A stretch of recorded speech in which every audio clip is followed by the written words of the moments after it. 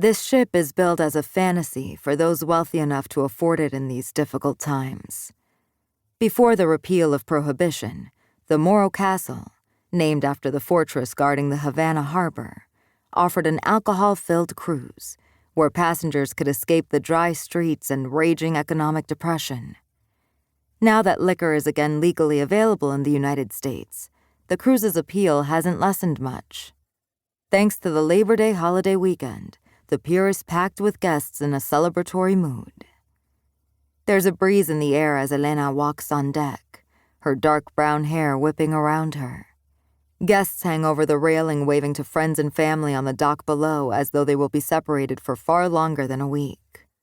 But that's part of the adventure, the sensation that they are all embarking on uncharted territory, the voyage brimming with unlimited possibilities. Elena leans over the railing herself, scanning the crowd. She's antsy for the ship to leave port, for the first part of her plan to tumble into motion. When they're at sea, far from land, they'll be in a cocoon that insulates them from real life and shrinks the world into a very small, manageable size. It's the perfect hunting ground. Elena abandons her perch at the rail and strolls around the deck, noting alcoves, spaces that are good for slipping away in case a hasty exit is needed. A few weeks ago, she went to the public library and found deck plans for the Morro Castle, poring over them as best she could. Still, there's nothing like walking the ship herself to get a feel for it and formulate these last, all-important parts of her plan. Her prey is nowhere to be found, but no matter.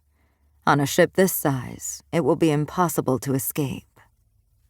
Once she's examined the Morro Castle's upper decks, Elena heads to her stateroom and closes the door behind her quickly.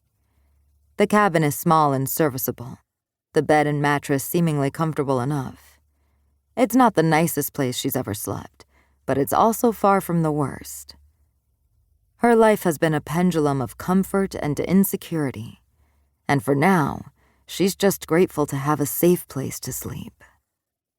She opens her suitcase, which one of the porters has already delivered to her room, and unpacks the worn clothes she brought for the cruise and the 2 dresses she bought for 2 very special occasions. One is an emerald green color, elegant and fine. The other is a full-skirted blue number, daring and seductive, straps crisscrossed across the fitted bodice. It's a copy of a dress she once owned, each detail painstakingly recreated from memory. She cannot wait to wear it. Once Elena has finished unpacking, she exits her stateroom, locking the door behind her, and moves toward the belly of the ship where the cargo is stored. In her simple dress, her hair pulled back in a demure bun, no one looks twice at her. The clothes she wears have served her well as a disguise, each outfit presenting a different version of herself to the world, concealing her past and allowing her to navigate her present seamlessly. The cargo hold is a cavernous space, filled with crates, trunks, and boxes, a faint smell of damp metal and sea life in the air. She moves through the room quickly, searching for one particular trunk, the hairpin she pulled to pick the lock resting in the pocket of her dress against her damp palm. The sound of footsteps pierces the air. She crouches behind a set of boxes piled as high as she is tall, peering around the corner.